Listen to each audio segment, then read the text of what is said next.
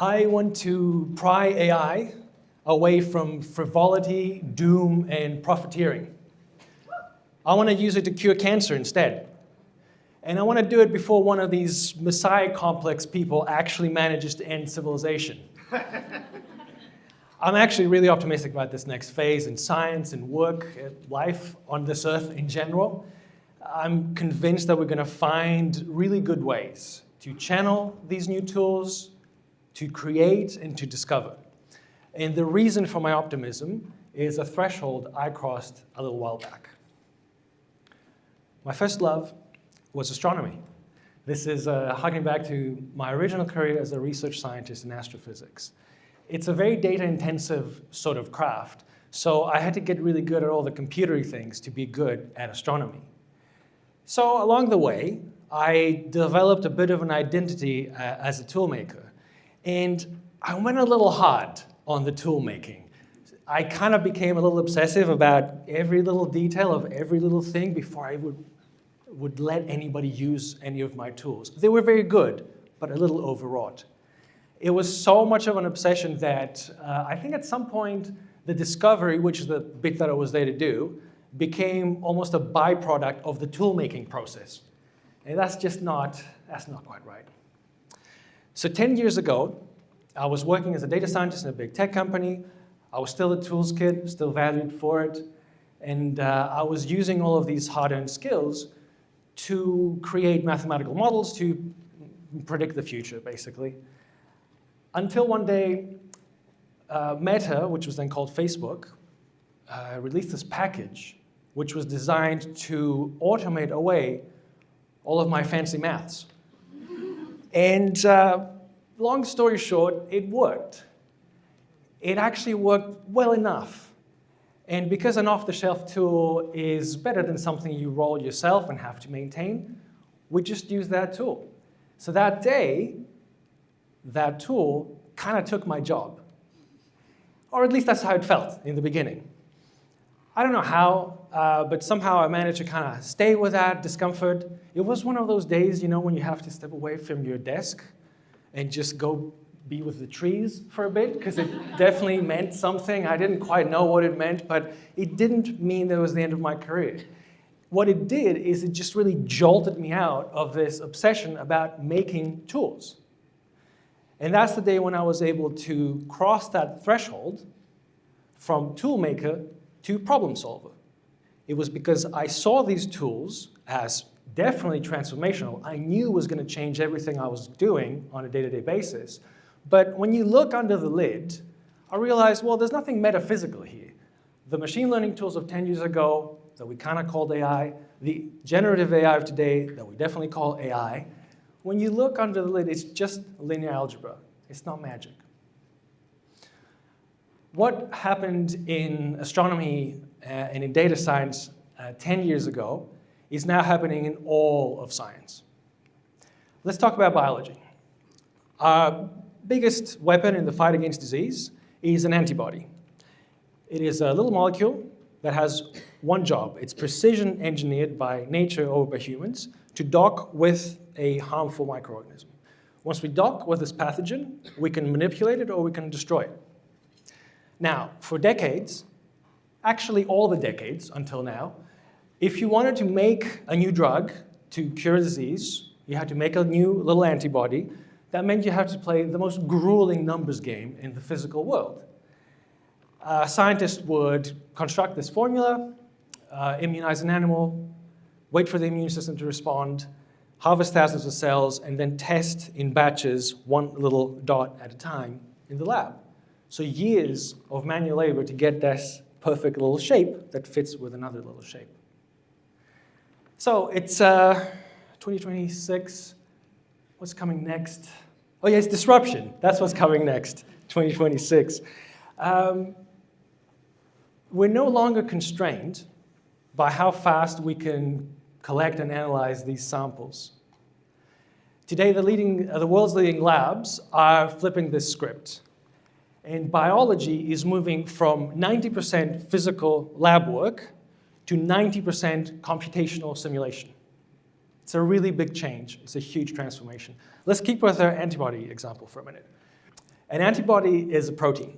A protein can be made out of any combination of any length of 20 amino acids. That means you have 20 different Lego bricks, and you can build anything you like. It can be as complex as you like, and it can be as big as you like. So it doesn't take, I know there's some math gurus in the building, but it doesn't take one to understand that this is infinite combinations. That's infinite possible protein constructs, and in the lab, that's infinite time that we don't have.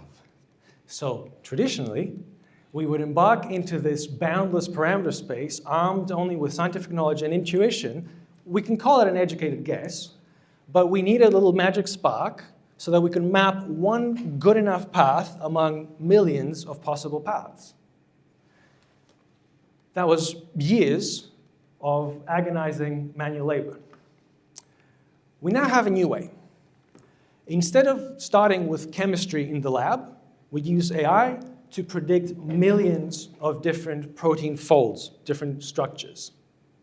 What used to take all of these years in the lab now can be done in a few months, or if you're looking for something very specific and have a huge computing rig, maybe even a few days. The process that I'm showing in the background, the animation shows the process of diffusion, which is to start with a cloud of noise and then flip one pixel at a time. Each time you flip a pixel, we have to make a decision about whether we got closer to our desired result. And our desired result is, does this shape fit into this shape, in this case? So when we look at it like this, it looks a little like alien technology. But really what it's doing is it's just compressing time. It's taking millions of shots, can you guess to do what? To find one good enough path among millions of paths, just like we used to do with brains. This isn't smart, it's just really, really fast. It does all the computation, so we can just focus on the creativity and not the computation ourselves. There's an even bigger catch, which is that a simulated antibody doesn't cure a person just like that. A prediction doesn't actually equate knowledge or understanding. So we're in a really funny situation right now where we're actually drowning in simulated data and still starving for well-tested and safety-vetted cures. So, if a simulated antibody, or rather if a computer can produce 1,000 simulations by lunchtime, what's the role of the biologist? Uncomfortable silence. It's a trap. I'm just joking with you. You were probably expecting me to say, oh, we're going to elevate the lived experience of everybody with AI. But that's not at all what it is. The role of the biologist is the same. It's discovery, right? That's what we're here to do, discovery. We're not here to make the tools to make discoveries. We're here to discover things. We're here to do the damn job. So the biologist's job is to sift through this mountain of data and use that scientific knowledge and intuition to decide which of these constructs do I bring into the real world. Now, there's a lot of prediction, right? Thousands of predictions, millions of predictions potentially. So to navigate all of that noise, to filter it out, we must understand the context of the human body in ways that's not possible to encode for machines to understand. That context, in this case, is immunology. It's the study of disease, inflammation, allergy, and how we treat it with therapies and cures and vaccines. It's a complex framework. It's kind of a pain in the ass, honestly. It's very multidimensional, it's very complex, and like all hard sciences, has this delightful trait when you put in one of those missing puzzle pieces, another one just pops right out. So keep this framework thing in mind, because I have one big concept to tell you about. So if I go back to astronomy, I had the tremendous fortune to be present for the most recent golden age of astrophysics, maybe its tail end of the 20th century. That golden age had two segments. First half of the century is all the theoretical underpinnings. We've got general relativity, we've got quantum mechanics, we've got all kinds of things that allow us to vet all the hypotheses we've made before and generate so many more, but without the means to test them. We have a backlog of hypotheses, and then we need a catalytic technology, which comes in the second half of the 20th century, between advanced electronics, advanced optics, precision optics, and signal processing, so that we can make the digital camera, which in astronomy we've been using since the late 60s. You know, we all have a little digital camera in our phone today, and it seems like recent technology to the over 35 segment, as per before, but we've been using it for half a century or more in astronomy. That's the set of catalytic technologies that clear the backlog of hypotheses and herald a golden age of discovery. Immunology is that framework in this case, and the catalytic technology is AI. It is just so well suited to this kind of discovery. That's part of the reason why I'm so optimistic. We're going from, again, 90% of everything being done in the lab meticulously in time, with pain of time, to generating all these hypotheses that we can test immediately, instantly. All right, so hopefully by now, I've convinced some of you that AI is an awesome technology, an awesome tool to create and to discover. It certainly can be if we want it to be, but there's two things we need to do. First is to not be afraid of it, not think of it as metaphysical, as a boogeyman. It's regular technology. It's something we can hone. It's something we can target into the sort of discovery that we want to do. And secondly, we have to understand that it is a catalytic technology. It is a transformational technology, and therefore we have to be adaptable.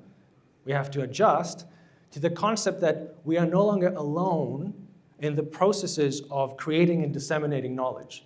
That's the uncomfortable part, but that's the part where I see the biggest potential, because at the moment that seems scary. But if we're the ones channeling the technology in the right direction, then we make all the decisions. The technology is going to make predictions. It's going to generate millions of little puzzle pieces that we can put in our context of the human body, the universe, the climate, whatever. All science, all technology is going to have little puzzle pieces. But to know which ones of these to translate into the real world requires creativity and intuition. And last I checked, those were uniquely human traits. Now, just as a parting thought, I'm very conscious of the fact that as a physical scientist, I'm standing here and on one hand I'm telling you, guys, it's not metaphysical, it's just tools. And on the other hand, I'm saying, oh, you know, the value of intuition and creativity and moments of genius, like we're in the Renaissance or something. But I promise you that even when you know precisely how the technology works, the human spark still feels like magic. Thank you.